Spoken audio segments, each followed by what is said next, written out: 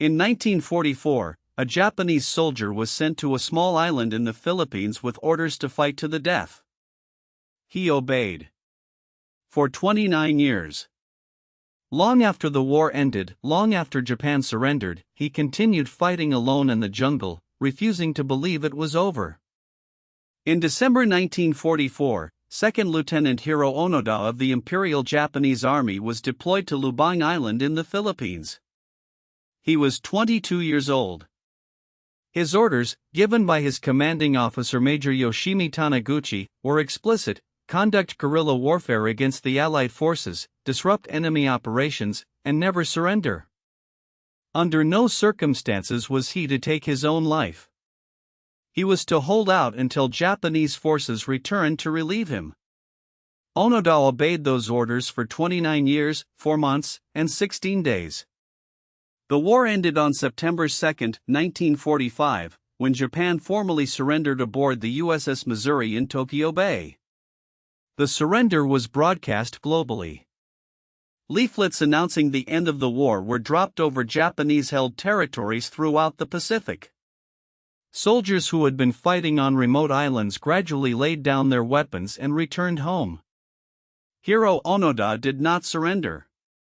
He had been trained in intelligence and guerrilla tactics at the Nakano School, the Japanese military's covert operations academy.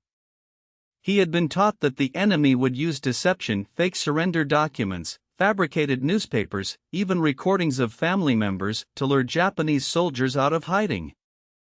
His training was thorough.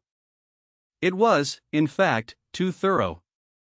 When the first leaflets were dropped over Lubang in late 1945, Onoda examined them and concluded they were forgeries. The paper quality was wrong. The language seemed off. He discarded them and continued his mission. Over the following years, the Japanese government and the Philippine authorities made repeated attempts to contact Onoda and inform him that the war was over. Newspapers were left in the jungle showing Japan's surrender and subsequent reconstruction. Photographs of Onoda's family were posted on trees. His own brother recorded a message played from a loudspeaker, begging him to come home. Onoda dismissed each attempt as an enemy trick. His training had prepared him for exactly this kind of psychological warfare. Every piece of evidence that the war had ended was, to Onoda, proof that the enemy was becoming more desperate and more sophisticated in their deception. He was not entirely alone at first. 3 other Japanese soldiers had been stationed with him on Lubang. Over the years, they gradually departed. One surrendered to Filipino forces in 1950. Another was killed in a skirmish with local police in 1954. The last, Private Kenshichi Kozuka, was killed by Philippine military police in 1972 during one of the guerrilla raids that Onoda continued to conduct. After Kozuka's death, Onoda was alone. He had been alone in the jungle for 2 years when the final chapter of his story began. In 1974, a young Japanese explorer and adventurer named Norio Suzuki traveled to Lubang with the specific goal of finding Hiro Onoda.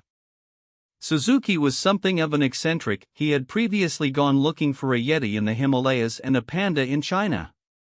Finding Onoda, he decided, would complete his collection of the world's most elusive beings. Remarkably, Suzuki found him. On February 20, 1974, Suzuki encountered Onoda in the jungle and struck up a conversation. Onoda was cautious but willing to talk. He was thin, weathered, and alert. He was still wearing the remains of his military uniform. He was still carrying his Arisaka Type 99 rifle, his officer's sword, and several hand grenades, all maintained in functional condition. Suzuki explained that the war had been over for nearly 30 years. He showed Onoda photographs and newspaper clippings. Onoda listened politely. Then he refused to surrender. He would only stand down, he explained, if he received orders from his commanding officer. Those were his original orders. He would not deviate from them. Suzuki returned to Japan and reported his findings to the government. The Japanese authorities located Major Yoshimi Taniguchi, Onoda's original commanding officer, who had given him his orders in 1944. Taniguchi was now a civilian, working as a bookseller. He was flown to Lubang. On March 9, 1974, Major Taniguchi stood in the jungle of Lubang Island and formally ordered Lieutenant Hiro Onoda to cease all combat operations, in accordance with the Imperial Japanese Army's chain of command. Onoda complied.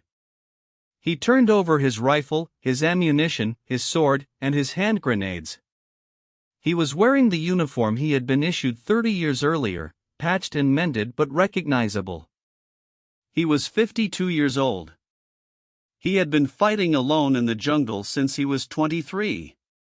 The Philippine government pardoned Onoda for the deaths he had caused during his 3 decades of guerrilla warfare.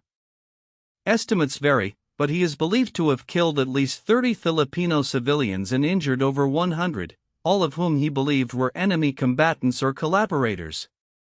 Onoda returned to Japan as a celebrity. He was hailed as a symbol of loyalty and duty. But he struggled to adapt to modern Japan. The country he returned to bore no resemblance to the country he had left. He found post-war Japanese society soft, materialistic, and lacking in the values he had been taught. In 1975, he moved to Brazil, where he ran a cattle ranch for several years before eventually returning to Japan. He spent his later years running a nature school for young people, teaching survival skills and what he described as the importance of resilience and purpose. He rarely expressed regret for his years in the jungle. When asked if he felt his sacrifice had been wasted, he said that he had been given an order and he had followed it. That was enough. Hiro Onoda died on January 16, 2014, at the age of 91. He had lived more years after his war than during it. But it was those 29 years in the jungle alone, armed, certain that the war was still being fought, that defined him. He was the last Japanese soldier of World War II. He fought a war that ended before most of the people alive today were born.